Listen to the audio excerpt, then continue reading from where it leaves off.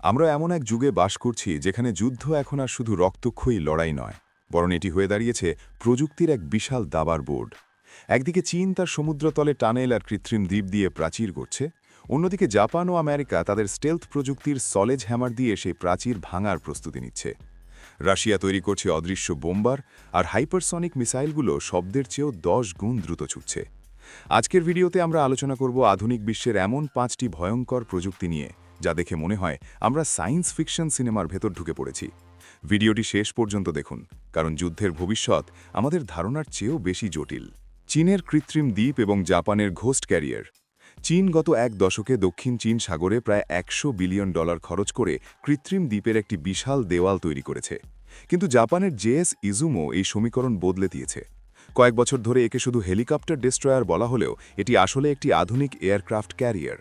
এর ওপর যখন F-35B স্টেলথ জেট অবতরণ করে, তখন চীনের ওই $5 বিলিয়ন দ্বীপগুলো কেবল একটি স্থির লক্ষ্যবস্তুতে বা সিটিং ডাকে পরিণত হয়।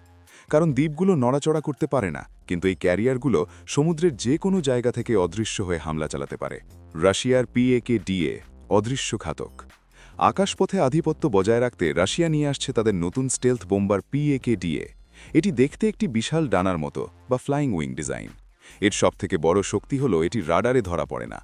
এটি রাশিয়ার পুরনো T-160 বা T-95 এর জায়গা নেবে। আমেরিকা যখন তাদের B-21 রেডার নিয়ে গর্ব করছে, রাশিয়া তখন নিঃশব্দে এই প্রজেক্টটি শেষ করছে।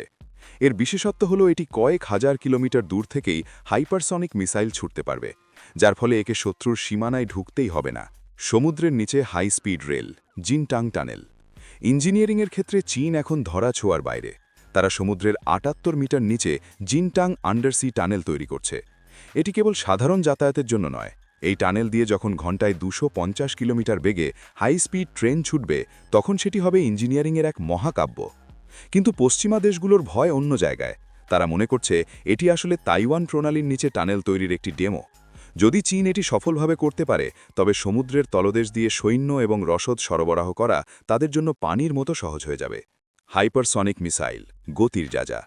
বর্তমান যুদ্ধের সবথেকে ভয়ঙ্কর নাম হল হাইপারসনিক মিসাইল। এগুলো শব্দের চেয়ে 5 থেকে 10 গুণ বেশি দ্রুত চলতে পারে। রাশিয়ার জিরকন বা চীনের DF-17 মিসাইলগুলোকে আটকানোর মতো কোনো ডিফেন্স সিস্টেম এখনও আমেরিকার কাছে নেই। এই মিসাইলগুলো তাদের গতিপথ পরিবর্তন করতে পারে, যার ফলে রাডার বা স্যাটেলাইট দিয়ে এদের ট্র্যাক করা প্রায় অসম্ভব। আধুনিক যুদ্ধজাহাজগুলো এখন এই একটি অস্ত্রের ভয়ে তটস্থ থাকে। প্রযুক্তির এই লড়াই আমাদের এক নতুন পৃথিবীর দিকে নিয়ে যাচ্ছে। কেউ গড়ছে অভেদ্য দুর্গ, আর কেউ বানাচ্ছে সেই দুর্গ ভাঙার অদৃশ্য তলোয়ার। আপনার কি মনে হয়, এই প্রযুক্তির লড়াইয়ে শেষ পর্যন্ত কার জয় হবে? চীন, আমেরিকা নাকি রাশিয়া? কমেন্টে আপনার মতামত জানান। ভিডিওটি ভালো লাগলে লাইক দিন এবং আমাদের চ্যানেলের পরবর্তী রোমাঞ্চকর ডিফেন্স এবং প্রযুক্তি সংক্রান্ত ভিডিও দেখতে সাবস্ক্রাইব করে বেল আইকনটি বাজিয়ে দিন। আজ এই পর্যন্তই, দেখা হবে পরের ভিডিওতে। ধন্যবাদ।